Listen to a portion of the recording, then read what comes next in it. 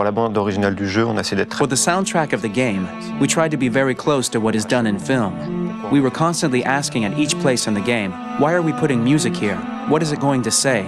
So we focused the music on bringing emotion, which is interactive, and supports the character's arc. I'm sorry, honey. I'm sorry. I'm sorry.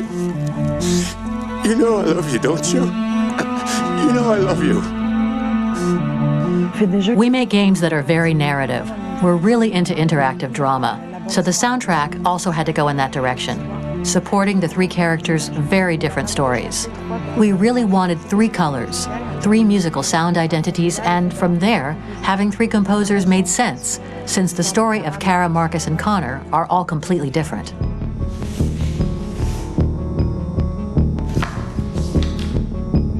You recognize him? It's Carlos Ortiz. For Connor, we wanted a soundtrack that could be very cold and very mechanical, very machine-esque somehow. For Kara, we wanted a soundtrack that would be very moving and emotional. It was about the quest for identity, but it was also a journey about love and empathy. And for Marcus, we wanted something epic, something that would really represent the grand aspect of his quest. And we were very fortunate to find three incredibly talented composers, and working with them has been a dream, honestly.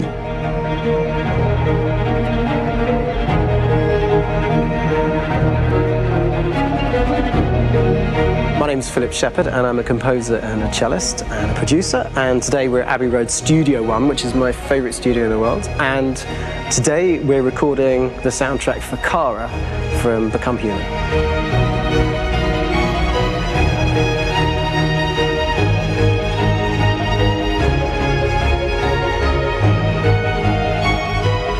So when I compose a big project, I often travel just to kind of get out, and get some fresh air and some inspiration.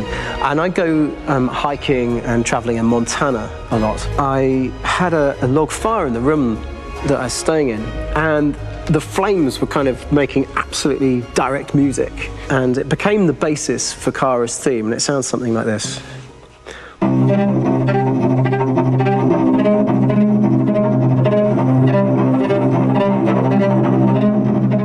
Now, over the top of that, I found a little theme that just seemed to fit over the top, which is taking Kara's name, Kara, and just using like a two-syllable motif, and it sounds like this. We're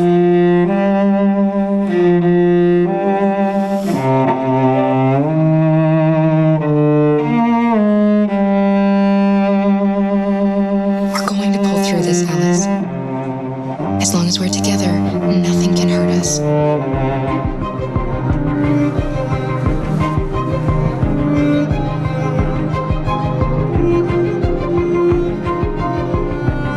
And all the time that's fitting over.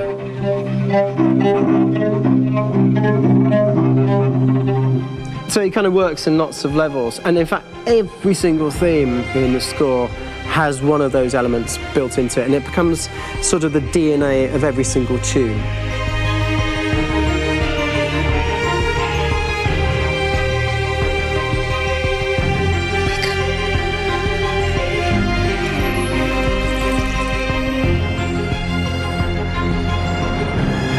For me, writing this theme for Kara, I actually had to tap into what it feels like to be a father to daughters.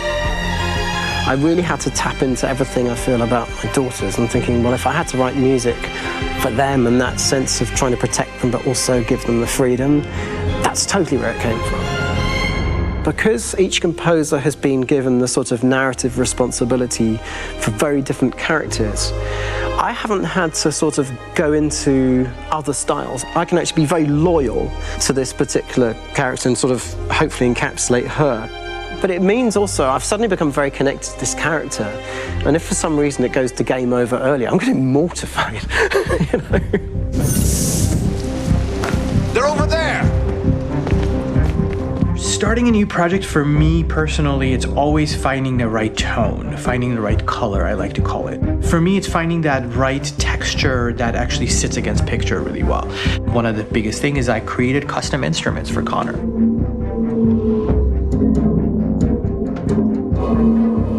I pulled pulled out all my vintage synthesizers to be able to capture this robotic person, if you will. My approach to all of these custom instruments is that I hear the sound in my head. And either I could just come into the piano and just be like, all right, so I'm gonna just get on the computer and just create it.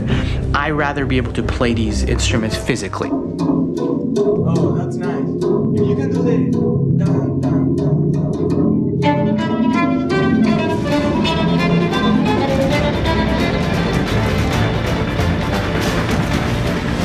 As soon as you see Connor the first time, there is a really interesting thematic idea that you hear, and that's just made out of a Moog synthesizer, but completely manipulated in multiple ways. And it's robotic. It has a little bit of an emotional to it. He's on his mission, so you feel that as well. So it just kind of gives you that cold, motionless, with a mission in hand that you kind of feel throughout the whole thing.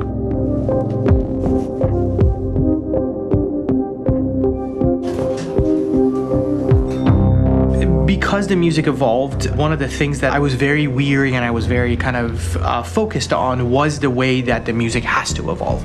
So my idea behind it was that Connor is a singular android that could at any point become a deviant or could actually stay as an android.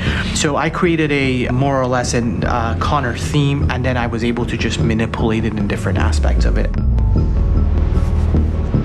Is everything okay, Lieutenant? Chris was on patrol last night. He was attacked by a bunch of deviants. I'm a human being writing for a robot, and throughout Connor's journey, he meets someone, he meets a partner. So how do you deal with a robot feeling? And I've met a partner that I'm gonna work with, or all of a sudden he sees a dead body. Does this robot have an imagination? Does this robot have a feeling? And if yes, how do you translate that into non-emotional music?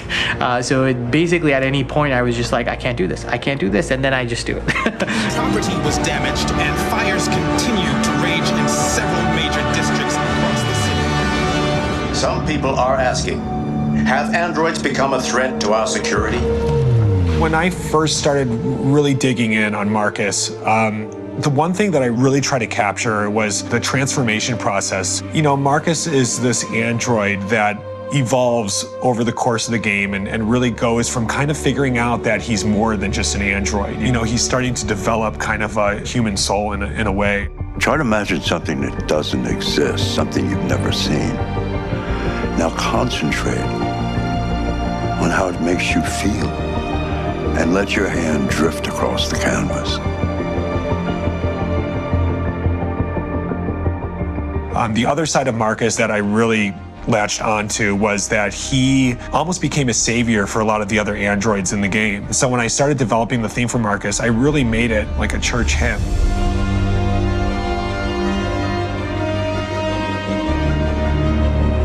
I wanted it to be very simple. I wanted to make it a chordal melody. I really wanted to make it almost like a Bach hymn. The tough thing with that is it had to be recognizable. If I made it too complex from a harmonic standpoint, it would be hard, I think, for people to kind of pick it out and recognize it. It's very acoustic derived, but it's also been treated with a lot of effects and things to kind of put it into the space that I felt the sound should be in. It can be beautiful, it can be haunting, it can be extremely powerful from an action standpoint, and I'm really happy with the way it turned out. The music is there, but it's subliminal and it's emotional, and people are feeling it, and it's not distracting. And that's tricky with a game like this, where you have to have a lot of ins and outs like that, where the music kind of has to get in and out of these moments. This is a war we're fighting with the humans. If we fail, they'll destroy us. I think the game's been put together so well where I just wanted to make sure that I wasn't ruining the emotion.